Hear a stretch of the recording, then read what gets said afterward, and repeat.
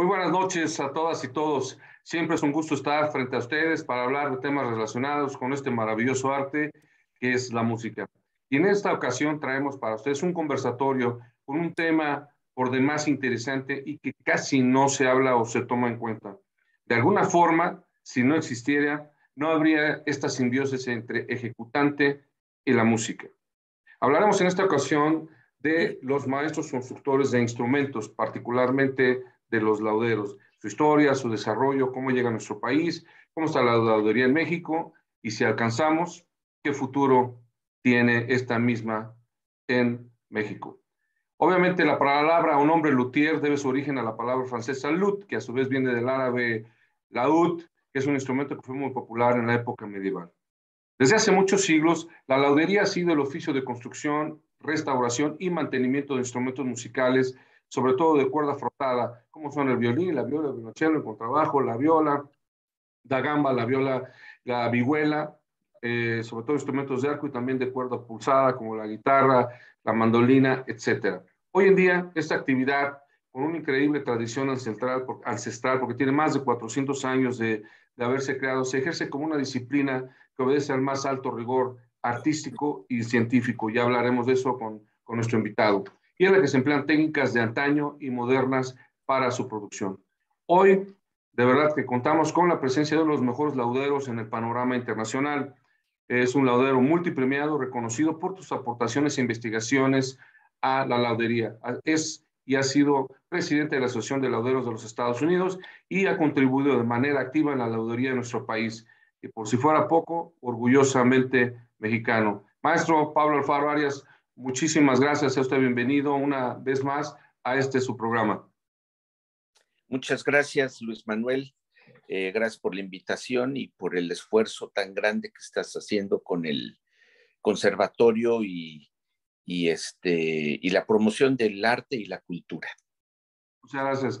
Vamos a empezar pensando primeramente qué es un laudero. Obviamente, como mencioné antes, un laudero es un artesano que construye, repara y da mantenimiento a instrumentos musicales. Puede ser de cuerda frotada o de cuerda pulsada. Ahora sí, maestro, vamos a entrar un poquito en contexto, hablamos de ti. Y eres violinista también de profesión, pero ¿cómo es que se hace un laudero? ¿Cómo es que a ti te llama la atención? ¿Por qué decides incursionar en la laudería? Bueno, en mi caso fue así como existe en el argot de los músicos la lectura a primera vista, lo mío fue amor a primera vista con la laudería. Qué bueno que fue a primera vista y no a primera bestia. Pero yo inicié en la música, nací en una familia de músicos. Entonces, para mí era muy común irme a dormir escuchando la sonata Primavera de Beethoven, porque la estudiaban mi tío y mi mamá. Viví en ese ambiente igual que tú, el ambiente de la música, mañana, tarde y noche.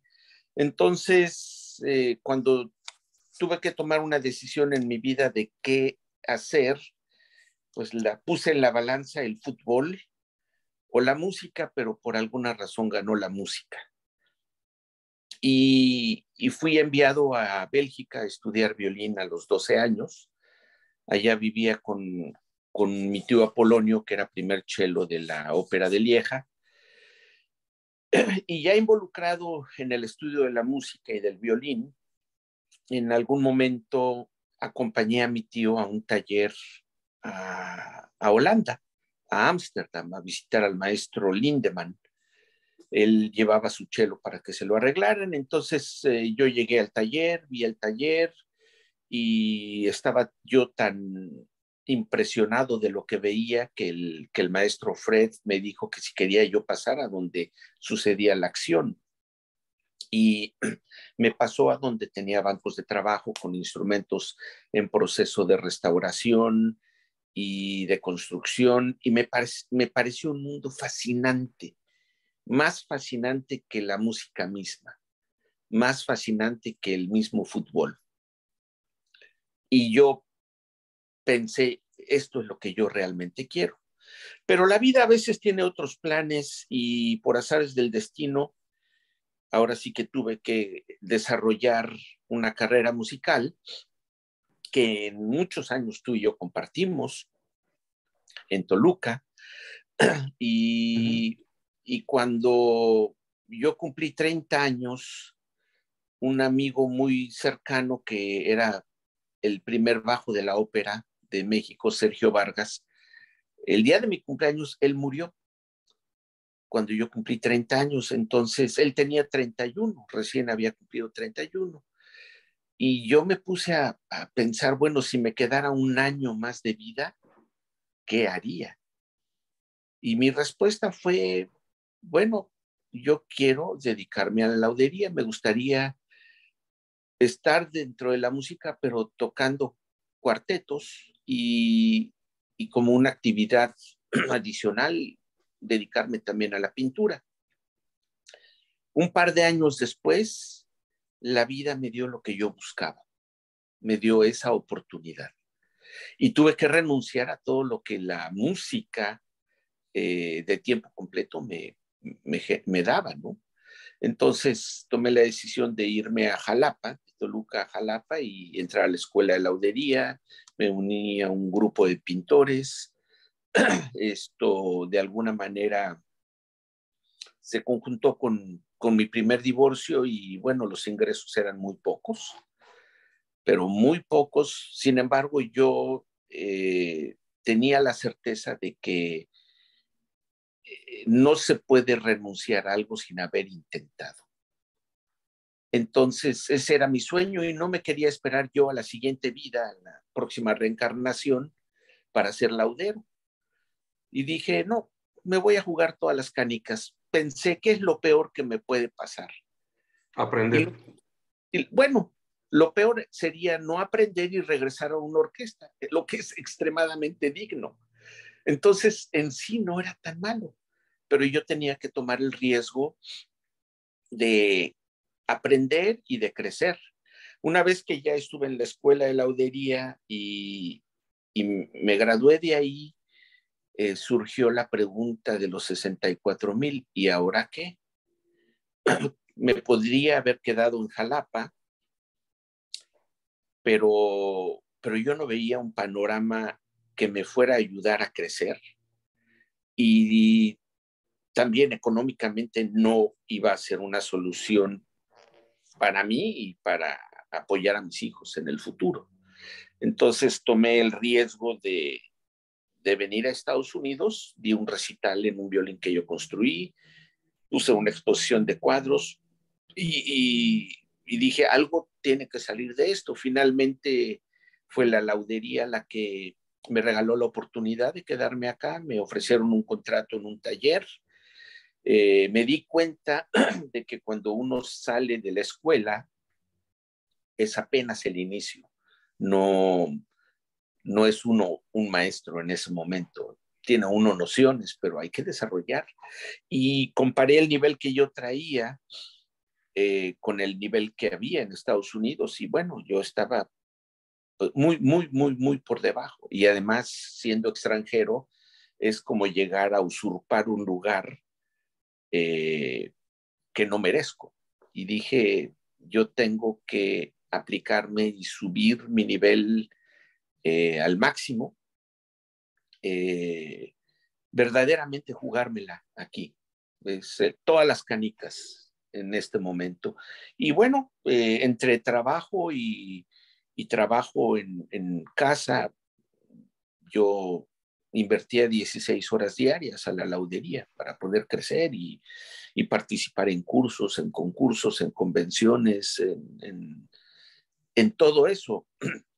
Pero el amor a la laudería fue algo que surgió de manera natural, no fue ni siquiera la curiosidad de qué hay aquí adentro o no, fue algo que conjuntaba, en mi caso, las facetas artísticas que de alguna manera eran mi pasión, la pintura, la música, la escultura, y y fue el conjunto perfecto para mí.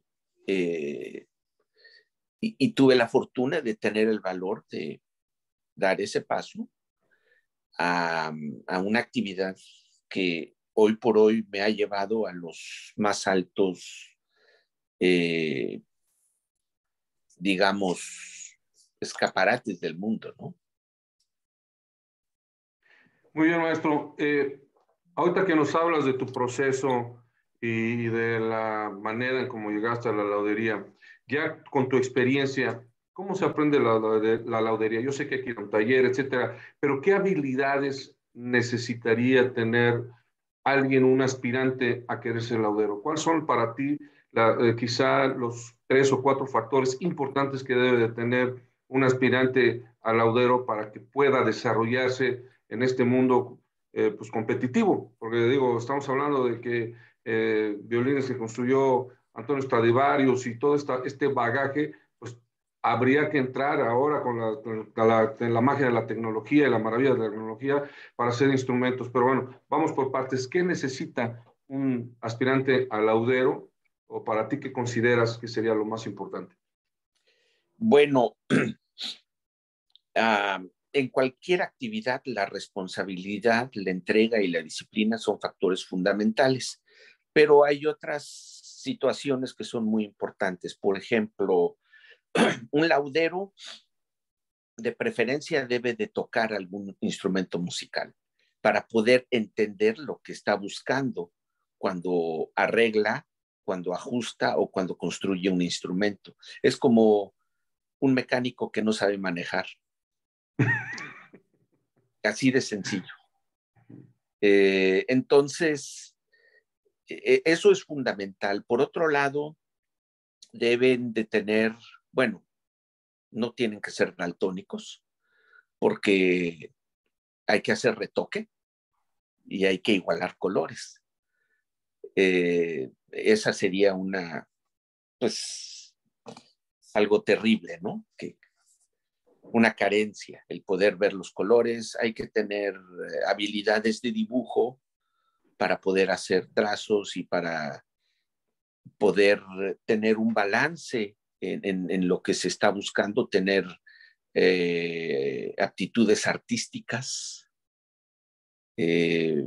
porque el violín no es nada más una caja, lo es, pero no es solo eso.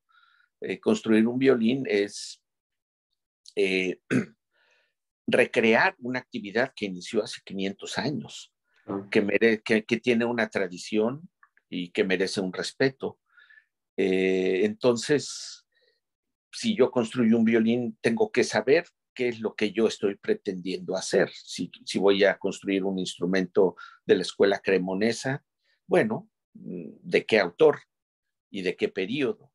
¿Y qué características diferentes tiene eso de otros autores o de otras escuelas? Entonces, el ojo se tiene que desarrollar.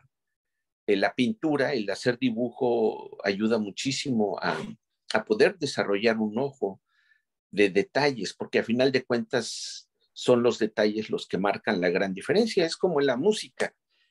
Alguien puede tocar muchísimas notas, pero ¿están realmente afinadas?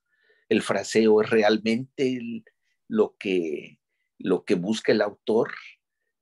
Es Sigue las indicaciones del autor, está correctamente empleando dinámicas, etcétera. Son los detalles como bien mencionas, ¿no? exacto, esos marcan a final de cuentas la gran diferencia. Entonces, para ello se tiene que tener de entrada una gran disposición, muchísima paciencia. Eh, y bueno, lo que dije antes, responsabilidad, entrega y disciplina. Eh, una vez que se tiene una idea y se tiene cierto nivel para construir instrumentos, pues es importante tener visión y ambición. ¿Para qué hago esto y hacia dónde voy? Y el mundo de la laudería no nada más nos representa construir instrumentos o restaurar instrumentos, nos regala otras facetas más como son, por ejemplo, la investigación o lo que se llama la expertise, conocer escuelas, También existe el mundo del negocio de instrumentos, que es otra especialidad en sí. La construcción y restauración de arcos, mantenimiento de arcos. Y no puede uno como laudero ser tan polifacético de ser un experto en todas esas facetas. A final de cuentas, tiene uno que ver, sopesar varias cosas, entre ellas, ¿cuál de todas esas actividades se me da mejor? ¿Cuál de todas estas actividades me gusta más? ¿Con cuál de todas estas actividades puedo tener una vida decente? Entonces, conjuntar eso y poder realmente desarrollarse más en esas actividades. Exacto. Por ejemplo, Y como decías, ¿dónde puedo poner en práctica todas las expertise que ya vienen con uno, el talento, la dedicación, etcétera, ¿no? correcto, sí. Es muy importante tener una visión panorámica de dónde está uno parado, porque en nuestra época, tú lo recuerdas, entramos a la orquesta y nuestro objetivo era solamente entrar a la orquesta, pero no pensábamos en ese momento en que podría existir la posibilidad de ser principal, concertino, director, solista, uh, o hacer otros proyectos relacionados al estudio o a la investigación musical. Sí, musicólogo, investigador, crítico, en fin, digo, Exacto. hay un panorama, ¿no? Inclusive dedicarte a la música de cámara, en fin, o sea, había un panorama, lo único que pretendía uno era pues, desarrollarse como músico, eso es lo que uno buscaba, ¿no? Sin tener, como dices tú, este panorama o esta visión que era mucho más amplia y sigue siendo mucho más amplia, o inclusive pensar en el mundo de la laudería como posible parte de un complemento o como parte también de una opción para desarrollarte como músico, ¿no? Correcto. Y es muy importante que el músico tenga cierta cultura lauderística, porque la mayoría de los clientes que tengo no saben cambiar cuerdas, las cambian mal, no saben enderezar un puente, no limpian el instrumento, se destapa el instrumento, se abre una fractura o se despega una costilla y no saben que deben de ir al laudero a que arregle eso, porque eso conlleva otros problemas. Si voy a manejar, me subo al carro y suena algo raro y lo ignoro, pues voy a pagar el precio de ello. Así es. Entonces, yo de hecho he dado algunas conferencias para músicos que se llama Laudería para Músicos. Y he dado otras que se llaman Música para Lauderos.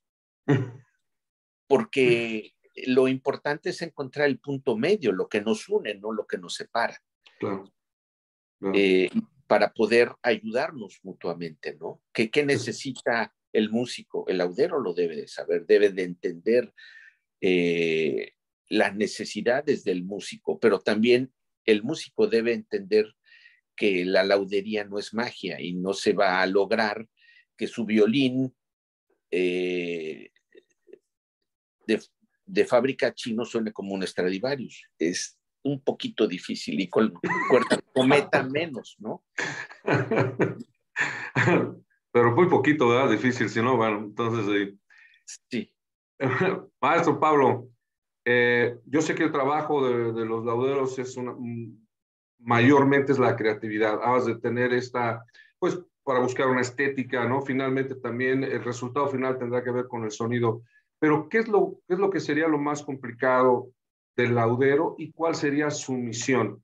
O sea, en el sentido, ¿qué busca al final de cuentas? Nada más, muchos se van por la estética, muchos se van, o sea, el sonido, o tiene que ver las dos cosas, y al final el resultado, ¿qué espera el laudero? Porque la misión es obviamente que el instrumento agrade a alguien, porque esto es como los coches, ¿qué me queda conmigo? Tiene que haber como un enamoramiento entre el instrumentista y el instrumento para que también pueda explotar todas las bondades que puede tener un instrumento, ¿no? Nosotros alguna vez tuvimos la oportunidad de probar varios violines y decir, con este es el que yo siento mejor, el que me sienta mejor, dadas las condiciones físicas y eso. Cuando usted está haciendo un instrumento, digo, y hay dos maneras de hacerlo, según tengo entendido, alguna vez platicamos. Una es exprofeso, cuando tú conoces a la persona y te pide, yo quiero un instrumento así, que tenga un sonido pastoso, que tenga un sonido brillante. Y otra es cuando vas a una competencia y haces un instrumento con las características y precisiones que tú deseas, que se van, digamos, a valorar en la competencia, y después va a ser tocado por alguien más y ahí se va a catalogar la del instrumento. Tomando en cuenta todas estas cosas que estamos platicando, que te estoy comentando, maestro, digo, la pregunta es, ¿qué sería lo complicado del laudero y la misión? ¿O están ligadas o son dos cosas diferentes? Bueno, hay varios aspectos y es muy interesante lo que estás comentando. Existe lo que es la construcción y existe lo que es el restauro. Dentro del restauro hay diferentes perspectivas.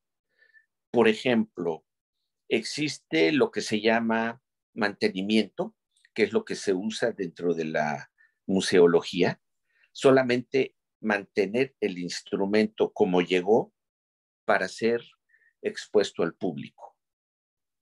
No se hace nada más que el mantenimiento. Existe lo que se llama el restauro artístico, que ese generalmente va a ser lo que buscan los negociantes de instrumentos. Compran un violín en una subasta o se lo encuentran en una venta de garage y el instrumento viene en muy mal estado. Entonces se lleva a un restaurador artístico que va básicamente a hacer invisibles todas las fracturas, como el surcido invisible de los sastres. Y va a parecer que el instrumento está en perfecto estado. Claro, se va a notar que es un instrumento viejo, no se va a alterar la originalidad del instrumento, pero el objetivo es que el instrumento parezca que no tenga ninguna fractura.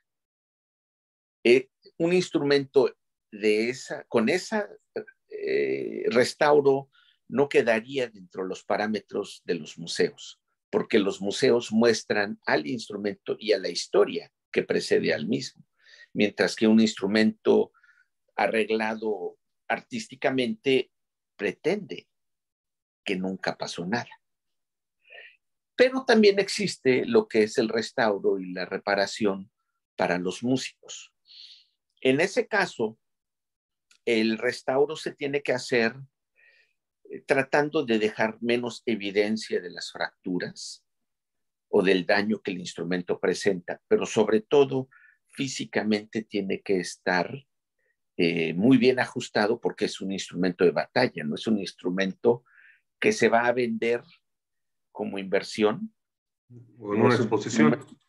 correcto, o que se va a colgar en un museo. Es un instrumento que se va a usar diario en una orquesta. Entonces, lo que uno necesita desarrollar ahí es que físicamente, estructuralmente, el instrumento esté muy sano y muy reforzado, y además que se logre conjuntar el tipo de sonido que el músico quiere con las posibilidades que el instrumento puede dar. Ahí es muy importante el diálogo entre músico y laudero. Y es por eso que el poder tocar un instrumento nos regala las posibilidades de entender un lenguaje diferente.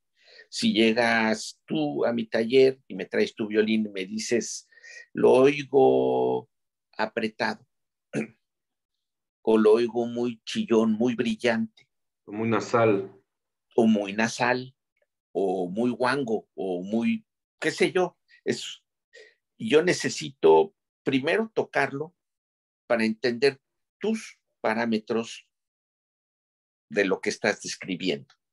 Y entonces, basándome en ello, puedo yo hacer los ajustes suficientes, ya sea cortar un puente de manera diferente, o cambiar el ángulo del brazo, o poner un alma con más tensión o más ancha, o con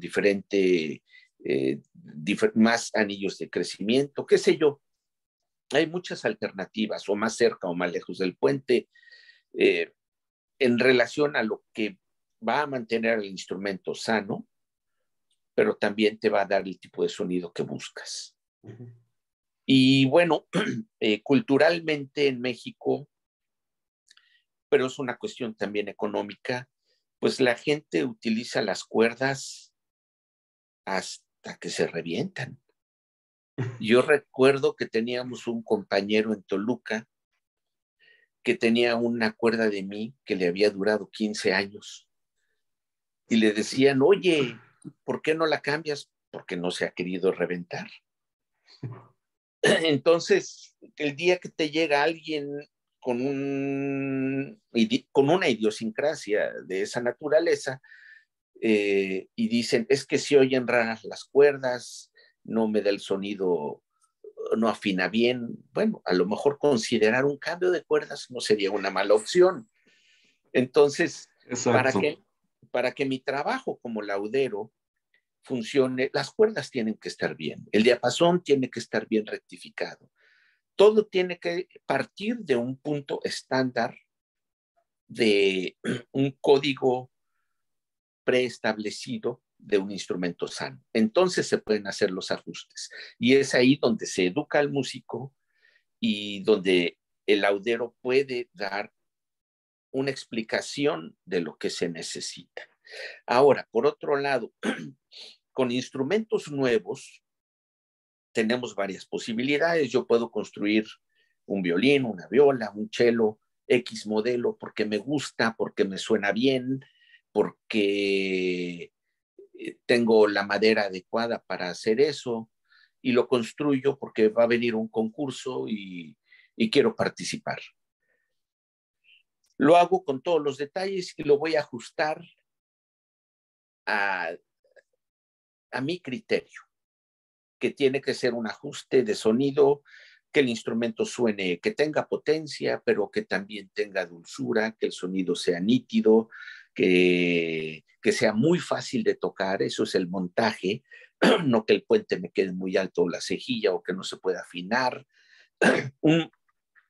Varias características que van a hacer que el instrumento en una competencia llame la atención de los músicos, de los jueces y también de los lauderos. Todo tiene que ser como un reloj suizo, perfectamente ajustado. Y ese es el trabajo que yo realizo con los instrumentos que yo construyo. Existe también el momento en el que alguien me comisiona un instrumento y me dice, oye, ¿me puedes hacer la copia o la réplica exacta del violín de Henrik Schenning? Sí, y lo voy a hacer, nada más que yo lo que haría sería una copia inspirada en ese modelo, pero no voy a copiar los errores, no de Guarnerius, los errores del tiempo y los errores de restauros del pasado que pudieron haber estado mal hechos.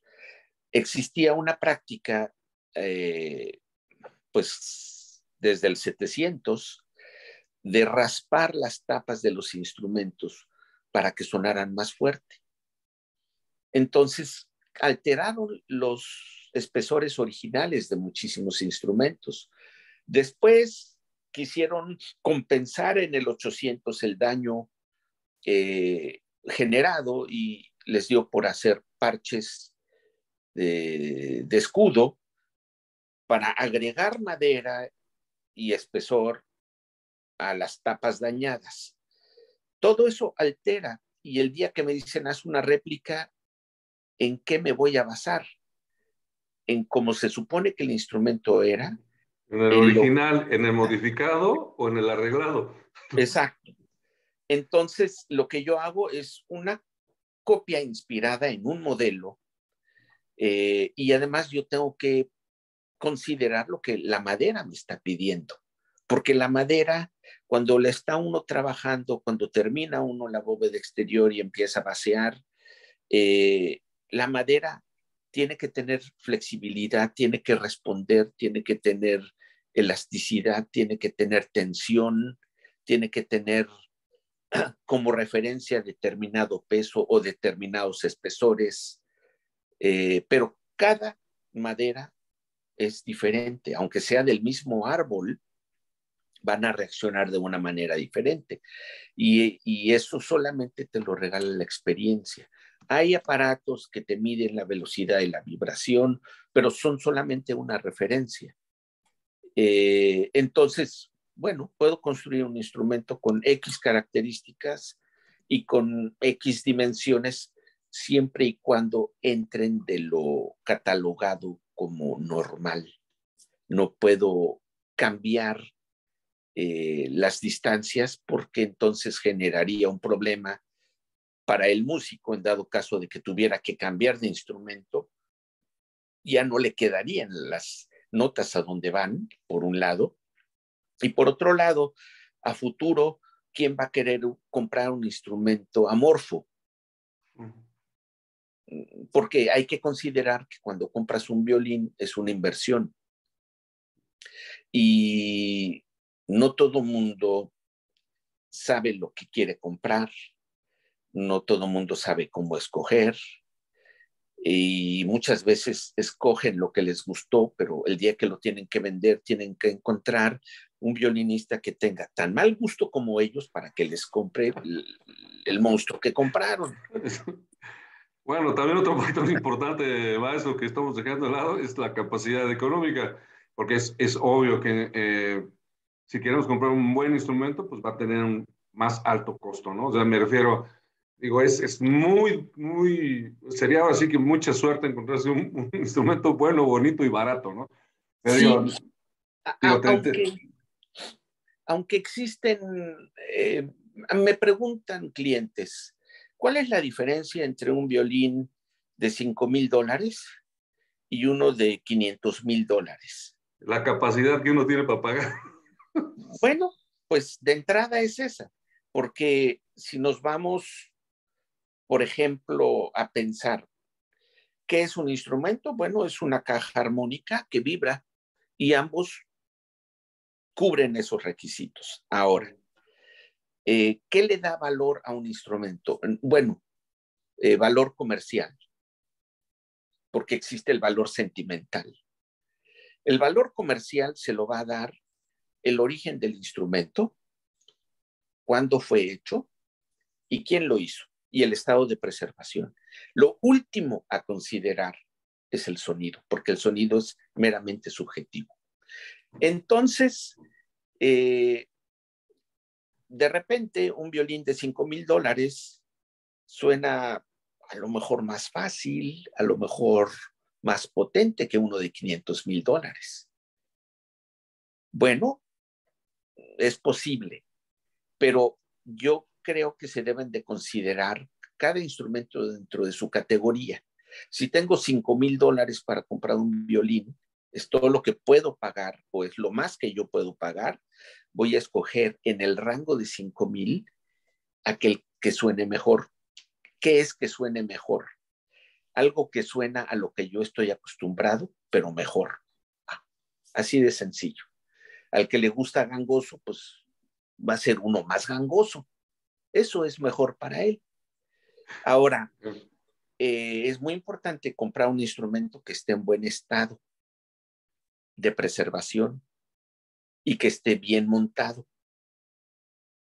Porque si compra uno un violín, es que ya tiene una fractura acá y tiene otra fractura acá, pero la arregló fulanito y la arregló sutanito. Y esa fractura eventualmente puede ser un problema, porque tú bien lo sabes, como músicos vamos de gira, llegamos A iba a lugares decir China, extremosos, sí.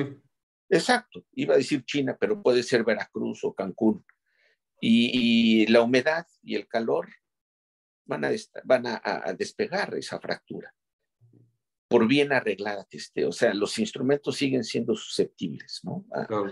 cambios de clima y temperatura. Entonces, comprar un instrumento que esté en buen estado y que esté bien montado. Y es un buen instrumento de $5,000, no tiene que ser el de 500,000. Si tengo para comprar el de 500,000, voy a comprar el que más me guste y el que esté en mejor estado dentro del rango de $400,000 y $500,000. Ese es un buen instrumento. Dependiendo, como tú decías muy atinadamente, pues el presupuesto que uno pueda tener. Entonces, yo creo que la laudería, como todo, tiene unas cuestiones que son un poco relativas, ¿no? Pero hay cuestiones en las que sí tiene uno que considerar muy seriamente lo que debe de ser Claro. en buen estado. Más allá de lo que yo quiero, lo que debe de ser, como dices, Lo ¿no? que debe de ser, sí, sí, sí, Exacto. es como no sé, escoger a la chica guapa o a la que tiene buen corazón. La, Ujú. la suerte es tener ambas, pero digo, ambas cualidades en una chica. Pues perdón, Sí, digo, sí, vale aclarar. exacto. Sí. Ya adentrando ya en esta parte de la laudería en México, obviamente está considerada como uno de los oficios más antiguos, ¿no? Surge en México a principios del siglo XVIII y obviamente se deriva de las técnicas traídas de Europa, ¿no? Primero, como tal, fue toda la manufacturación de las guitarras. Por eso existe Paracho, por eso fue Paracho muy, muy importante, o sigue siendo muy importante. Y ya como lauderos, en el sentido estricto de construcción, reparación y mantenimiento de instrumentos, pues ya de manera formal surge en 1954 el Instituto Nacional de Bellas Artes, que es la Escuela Nacional de Laudería, con este gran maestro Luigi Lanaro, ¿no? Que vino a México para enseñar el arte de fabricar y restaurar los instrumentos. Y después, bueno, se desintegra la escuela por el retiro del maestro Lanaro. Después hay un otro intento en 1987, donde se establece nuevamente la Escuela Nacional de Laudería en la Ciudad de México, con la participación del maestro Lufti Becker, ¿no? Pero fue en 92 cuando la escuela se traslada a Querétaro. Y ahorita existen otras. Tú, maestro Alfaro, has sido un incansable como todos de los lauderos mexicanos. A mí me consta que en tu taller y en los viajes que realizas, sobre todo cuando vienes a México, das clases maestras, estás trabajando con aspirantes egresados y algunos que están en el camino. Preguntarte dos cosas. ¿Cómo está la laudería en México? ¿Y cuál sería el distintivo de la laudería en México en los concursos? ¿Es el diseño, es la construcción? O sea que, digo, ya vimos que también califican el sonido, pero el sonido sigue siendo una cosa objetiva. Dijera un maestro con el que tuvimos la fortuna de coincidir alguna vez, este instrumento como un mueble es muy bonito, ¿no? Entonces, ¿qué tú serías? Digo, ya sabes que en el fútbol siempre tenemos una característica, en el boxeo tenemos unas características, pero para ti, el laudero mexicano, y digo, en tu experiencia y en todo, ¿cuál sería el distintivo y cuál es el nivel que se tiene en México la laudería? Bueno, eh, yo creo que México tiene un gran potencial, un gran potencial. Creo que realmente lo creado en Querétaro ha sido muy importante, muy importante. Eh, Antes el centro formativo que más generaba era definitivamente el taller de Jalapa, pero nunca estuvo realmente bien manejado y, y no se le dio seguimiento. Querétaro fue mucho más formal. Becker, el maestro Becker tuvo la visión de sembrar muy bien y a mí me ha tocado la fortuna de cosechar mucho de lo que él sembró y de poder eh, guiar de alguna manera y ayudar a colegas egresados de ahí. Creo que la característica principal del mexicano es muy buena manufactura. Sin embargo, no es lo único. Una vez que uno se expone a lo que sucede en el resto del mundo, la manufactura es solamente una cualidad. Y y no puede uno sobrevivir en una competencia feroz solamente con ello. Lo que le ha faltado a México es tener mucho más contacto con otras escuelas, con otras tendencias, con otros niveles para poder repuntar. Sin embargo, bueno, yo diría que en los últimos 10 años México ha tenido mucha más participación en concursos, eh, participación en exposiciones y ha sido representado muy dignamente por colegas mexicanos. Eh, Afortunadamente, yo tengo una relación cercana con el nuevo director de la Escuela de Querétaro, Rodrigo Arboleida, y ya hemos tenido algunas conversaciones en las que he tenido yo la oportunidad de compartir mi experiencia y conociendo algunas carencias que la formación en México tiene, pues él está muy dedicado y muy decidido a, a llenar esas carencias para el crecimiento, ¿no? de la actividad en México. Es muy importante que los chicos que están estudiando, desde que son estudiantes, salgan de México para que vean el nivel de otros estudiantes de otras escuelas del mundo y puedan ubicarse en una realidad. No puede uno vivir en una burbuja y pretender que lo que uno hace está bien. Eh, es, yo recuerdo en alguna ocasión que tocaste de solista con la orquesta del Estado de México, tú te fuiste a preparar a Estados Unidos. ¿Por qué? Porque era importante para ti tener una visión diferente. No te conformabas con, bueno, voy a ser solista y lo que yo hago está bien. No, no es así.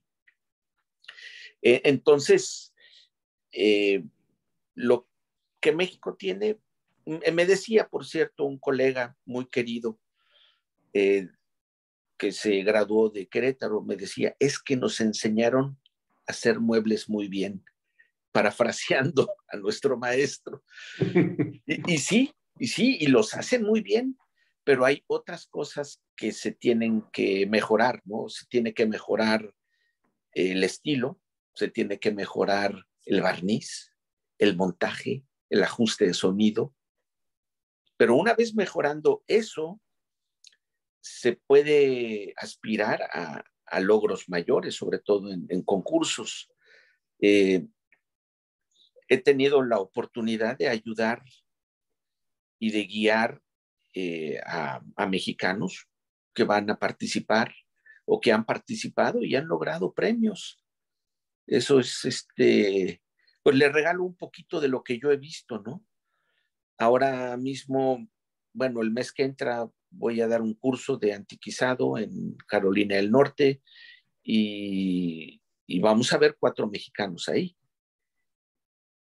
Entonces va a haber un concurso y vamos a participar. Y bueno, ellos llegan a mi casa y se duermen en la sala, en el suelo, en el jardín, donde quieran y hacemos equipo y vamos y trabajamos y aprendemos y compartimos. Yo no tengo un presupuesto para abrir una escuela, pero puedo ayudar y lo hago con mucho gusto y los voy guiando según lo que les va faltando, ¿no? Y curiosamente, los 4 mexicanos que vamos a participar somos los únicos 4 mexicanos que hemos ganado medallas de oro con instrumentos clásicos en concursos. Pero ellos tienen hambre, tienen visión, tienen ambición, tienen capacidad y están mejorando a pasos agigantados, que pues es de lo que se trata, ¿no? Claro, claro. Quizá ya para terminar, maestro Alfaro, ¿qué consejo les darías a los y las aspirantes a lauderos y a los lauderos ya que han terminado o están dedicándose a profesión mexicanos? Bueno, creo que lo más importante es concientizar que somos un gremio y que no puede haber rivalidad. Debe haber una competencia sana, pero no una rivalidad. Somos colegas, no rivales. En realidad, mira, y tú lo sabes como músico, llegas a la orquesta y todo mundo se siente la reencarnación de Schenck. Muy bien, ¿y qué hacen en la orquesta? Porque no están en Nueva York, porque no están en Londres.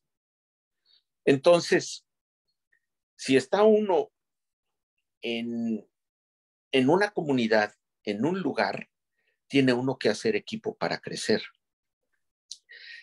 Porque eventualmente alguno de esa comunidad puede salir y aprender algo, regresar y compartirlo, y otro hacer lo mismo.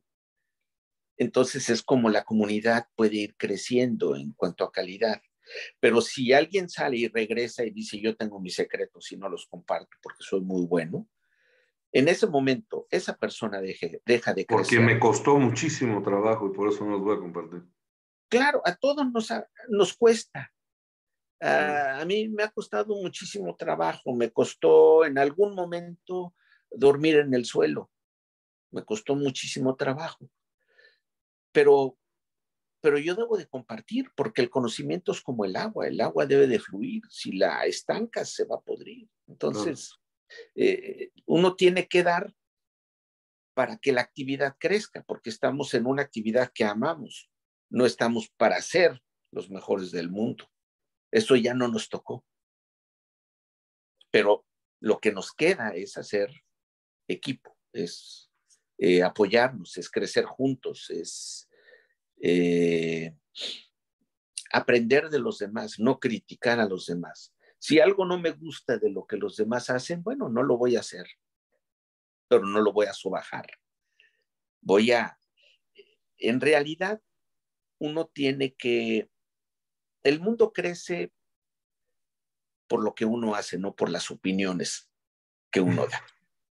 Entonces, hay que hacer. Y para criticar, realmente tengo que ser muy bueno para criticar. Y el día que uno es muy bueno, entonces ya no critica a uno, ayuda a uno. Yo creo que es por ahí que el gremio de lauderos en México sean más unidos. Como escuchamos, creo que la unión hace la fuerza y también que es todo un arte la laudería. Es una actividad, como mencionó el maestro Alfaro, que se necesita paciencia, entrega, pasión, largas horas de trabajo y sobre todo mucho amor para la fabricación y reparación de esos instrumentos. Y ya con esto, sin los lauderos, simplemente los instrumentistas, no podríamos llevar a cabo nuestra profesión. Maestro Alfaro, agradecerte esta nueva oportunidad de estar aquí. Muchas gracias por todos tus comentarios, muchas gracias por este conversatorio. La verdad, el tiempo se va como agua. Esperemos en el futuro volver a contar con tu presencia. Luis Manuel, muchísimas gracias. Haces una labor excelente. Y bueno, con gusto, en lo que pueda colaborar, aquí estoy. Muchísimas gracias. Y también muchas gracias a todos ustedes a todas y todos ustedes que nos ven el día de hoy. Recuerden que tenemos y seguiremos teniendo estos programas. Y no se les olvide que detrás de la música siempre hay una historia que contar. Hasta luego. Hasta luego.